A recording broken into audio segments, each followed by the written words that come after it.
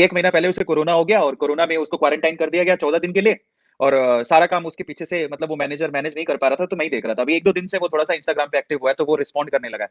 सो तो बेसिकली क्या था कि वो रिस्पॉन्ड करता है, ऑलमोस्ट अभी इंस्टाग्राम देख रहा था, तो अचानक से उसके सामने एक प्रमोशन का कोई एक मोहतरमा थी, उन्होंने बोला कि "सर आप पेड प्रमोशन करेंगे क्या?"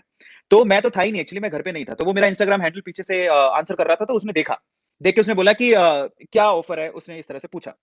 तो उसने उससे बात करी, फिर उसने मुझे कॉल किया।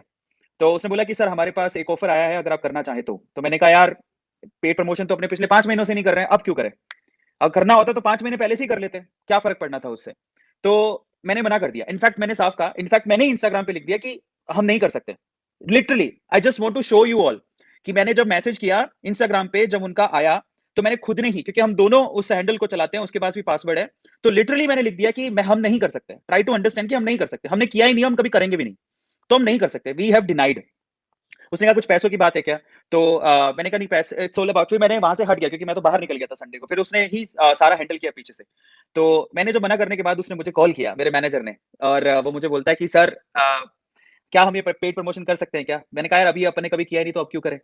तो बोले कि सर मेरे लिए कर लो। मैंने कहा क्यों क्या हो गया? देन ही सेड कि सर कोरोना में क्योंकि वो 1 महीने से आ नहीं रहा है और खैर 1 महीने से आ नहीं रहा है इसका मतलब मैंने उसको सैलरी नहीं मिली पर उसका खर्चा बहुत ज़्यादा हो गया। तो उसने कहा कि सर ये मेरे लिए कर लो शायद मतलब मेरा खर्चा काफ़ी ज़्यादा हो गया है तो मेरे पैसे काम आ जाएँगे। मैंने कहा पैसे की बात है तो तू मुझे बोल, मैं तुझे एक्स्ट्रा सैलरी दे देता हूँ उसमें क्या फ़र्क पड़ता है? थोड़े दिन और सही। ठीक है? तो फिर उसने कहा कि नहीं सर मुझे इतने भी पैसों की ज़रूरत नहीं है कि अब मैं आपसे एक्स्ट्रा सैलरी ले लूँ, बट अगर आप ये पेड प्रमोशन कर लेते हो तो मेरे वो पैसे काम आ जाएँगे। सो मेरे लिए कर लो। सो कभी-कभार क्या होता है ना इंसान को दूसरों के लिए भी चीज़ें करनी होती हैं। जिस दिन आप यूट्यूब चैनल चलाओगे, जिस दिन आपकी भी फैमिली होगी, है ना?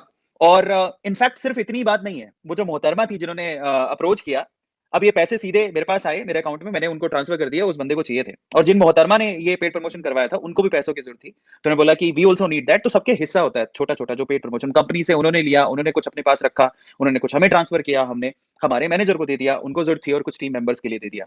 सो कभी-कभार हमें दूसरों के लिए भी करना होता है। ऐसा नहीं कि सिर्फ़ हमें अपने बारे में सोचना है। तो अभी वो रिकवर किया है, परसों वो ज कल वो जॉइन करेगा और मंडे है कल वो आएगा। सो दैट डिपेंड्स मुझे पहले लगा कि मुझे अपनी फैमिली को बताने की क्या ज़रूरत है, लेकिन 2, 3, 4, 5 लोग ऐसे होते हैं जो बिना रीज़न जाने उनको 1 मिनट लगता है कि सामने वाले पे वो जो रंग वाला गुब्बारा होता है ना, जिसमें कीचड़ भरा होता है, उसको फेंकने में, कि चलो एक इसके ऊपर भी फेंक देते हैं।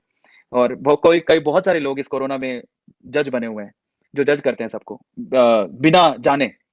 और मैं सिर्फ़ इतना कहता हूँ कि सिक्के का एक पहलू नहीं होता, सिक्के के 2 पहलू होते हैं। बहुत सारी चीज़ों को समझना और जानना होता है और उसके बाद ही फैसला लिया जाता है।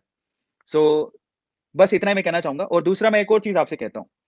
देखिए, मैं अकेला नहीं हूँ, मैं अकेला नहीं हूँ और मैं अकेला भी होता तो हर किसी को अपना आज हम लोग इतना यूट्यूब पे मेहनत करते हैं, उसके पीछे का रीज़न क्या है? कभी सोचो क्योंकि आप भी कभी यूट्यूब पे मेहनत करोगे तो रीज़न क्या हो सकता है? आपकी भी फैमिली है, आप भी हो।